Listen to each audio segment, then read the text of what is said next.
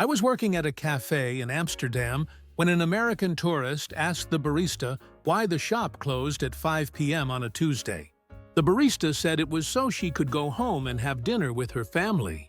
The American looked genuinely confused and asked what she did for her side hustle. The barista stared at him and said she didn't have one because her job paid enough to live. He asked how she planned to get ahead in life then. She said she already was ahead because she had time to actually live it. He walked away, muttering about wasted potential. How document these cultural collisions?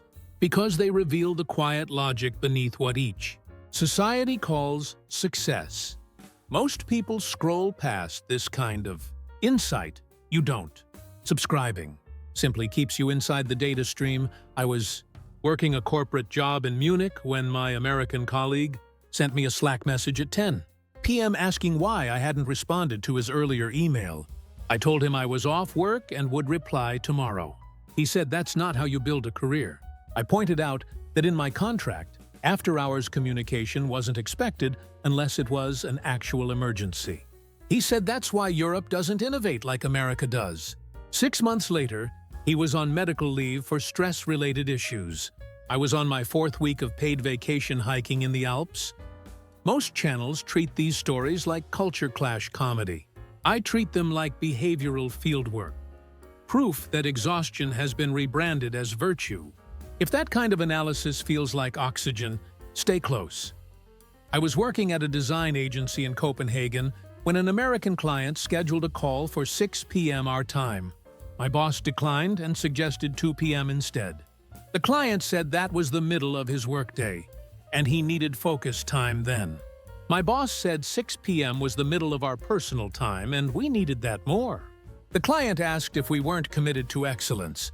My boss said we were, which is why we protected our rest so we could actually be excellent during work hours. The client hired us anyway, because our work was consistently better than the burned-out American agencies he'd used before. Was working as a consultant in Paris when my American manager asked why I wasn't responding to emails during my 3-week August vacation. I said because I was on vacation, as stated in my out-of-office message. He said taking 3 weeks off was irresponsible and showed lack of dedication. I reminded him it was mandatory in France and that he himself had approved it. He said that just because it's legal doesn't mean it's good for your career. When I returned, I was promoted because my work quality was consistently high. Unlike my American colleagues who were always exhausted, I was working at a startup in Berlin when an American investor asked why we didn't have 24/7 customer support. Our founder explained we had normal business hours because we believed in sustainable work practices. The investor said, "That's not how you beat the competition." Our founder said our low turnover and high employee satisfaction meant we retained talent and institutional knowledge, which actually made us more competitive. The investor called it un-American thinking. We became profitable before his portfolio companies did. I was working in Stockholm when my American coworker bragged about working 70-hour weeks to prove his worth. I asked if he was being paid for those extra 30 hours. He said no, but that's what it takes to move up. I told him I worked exactly 40 hours and got promoted twice in 3 years because my work during those hours was exceptional. He said I must not have real ambition. 2 years later, he was still in the same position, exhausted and bitter. I had moved to a senior role with even better work-life balance. I was working at a tech company in Oslo when an American manager sent a company-wide email praising someone for working through the flu. Our Norwegian CEO replied, all saying that coming to work sick was inconsiderate to others and showed poor judgment. He mandated the person go home immediately with full pay. The American manager argued that dedication meant pushing through. The CEO said dedication meant respecting your health and your colleagues enough to recover properly. The sick person went home and returned a week later actually healthy, not half-functional for 3 weeks, like usually happens. I was working in Brussels when my American colleague asked how many hours I slept per night. I said 8. He laughed and said he survived on 5 because sleep is for people without drive. I said sleep is for people who understand neuroscience and want their brains to function properly. He said the most successful people sacrifice sleep. I pointed out that multiple studies show sleep deprivation destroys cognitive performance and decision-making. He said studies don't matter as much as hustle culture.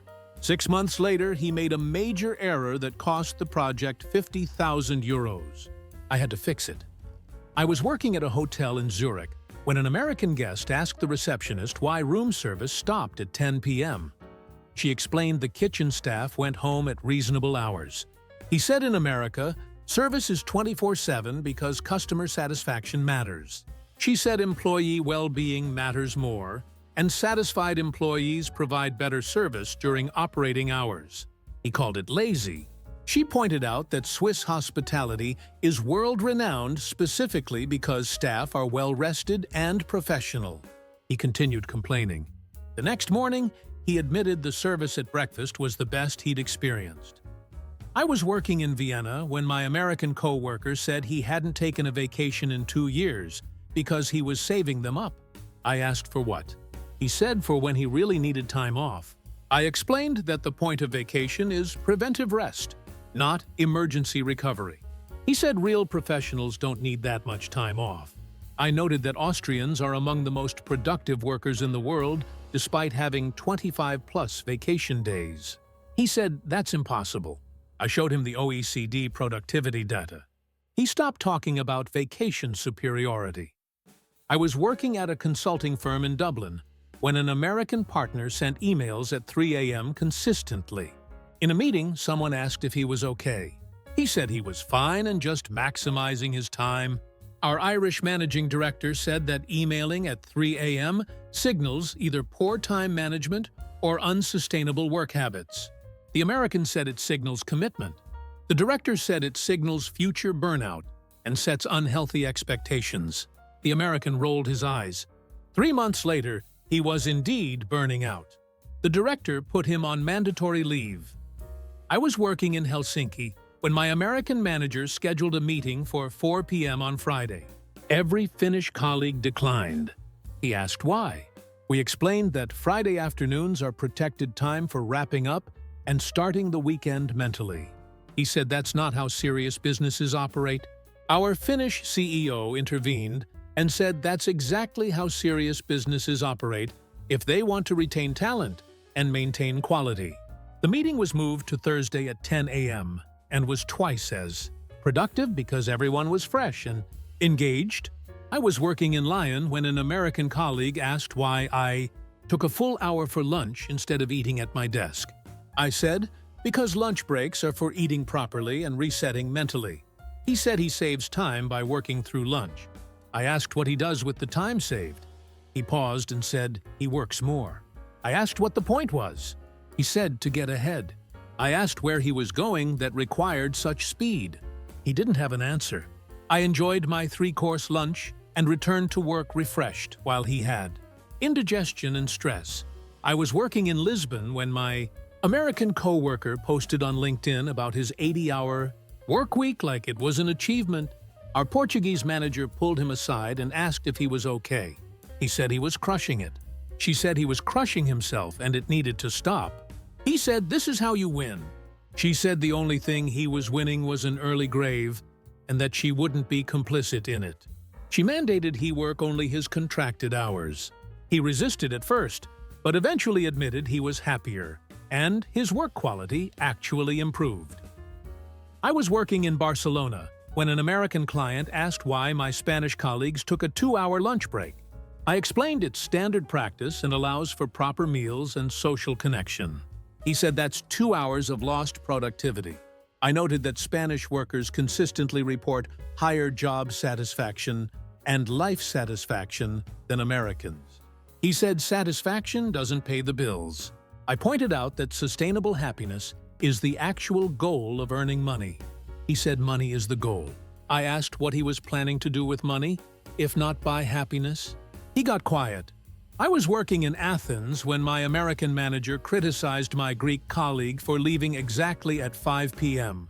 He said it showed lack of initiative. She said it showed respect for her contract and her family. He said families understand when work demands more. She said work should understand when families demand presence. He said that's not the mindset of a leader. She said it's the mindset of a human being. 3 years later, she was promoted to director while maintaining her boundaries. He was still grinding and wondering why he was passed over. Oh. I was working in Prague when an American coworker asked why everyone left for lunch together instead of rotating. I explained it was team bonding time. He said meals aren't work. I said relationships are the foundation of good collaboration. He said results are the foundation. I pointed out that our Czech team had lower conflict, higher trust, and faster project completion than his American team. He said that's coincidence. I said it's culture.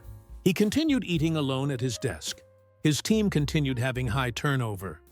I was working in Warsaw when my American colleague said, "Europeans are lazy because they don't work weekends." I asked if he thought Polish people rebuilt their entire country after communism by being lazy. He backtracked and said he meant current workers. I noted that Poland has some of the longest working hours in Europe and high productivity. He said that proves his point about needing to work hard. I said it actually proves you don't need to work American-style hours to be successful. He dismissed it as cultural differences.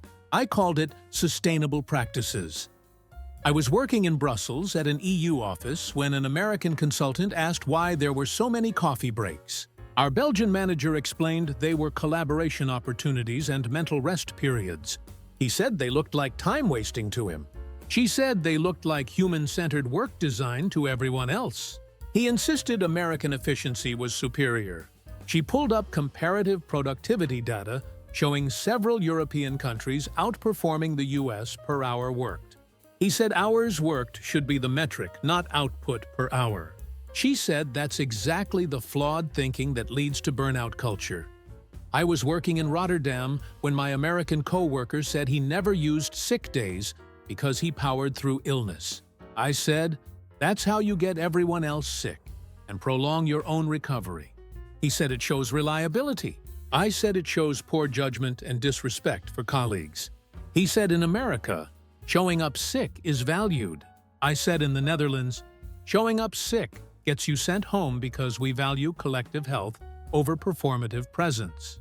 He came in sick the next week. 3 people caught his cold. Our manager had a stern conversation. With him, I was working in Geneva when an American executive visited and asked why the office was empty at 6:30 p.m. Our Swiss director said, because the workday ends at 5:30 p.m. and people have lives. He said, that's not how you build a successful company. She said we were the most profitable division in the company specifically because our team was well-rested, motivated, and loyal. He said that's despite the short hours, not because of them. She said the data clearly showed causation. He dismissed it. The next quarter, his division with the long hours culture had the worst retention and performance metrics in the company. Was working in Copenhagen when my American manager announced a new policy requiring weekend availability. The entire Danish team refused.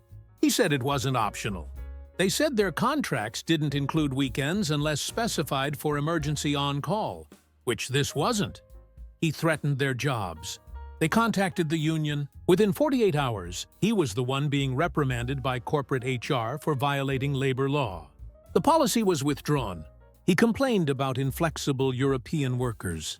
We continued having better work-life balance, lower stress, and higher job satisfaction than any American office in the company. If you've followed the whole thread, you're already part of a rare audience, people who don't confuse burnout for ambition. I archive new case studies like this every week. Subscribing doesn't help me. It keeps your lens calibrated.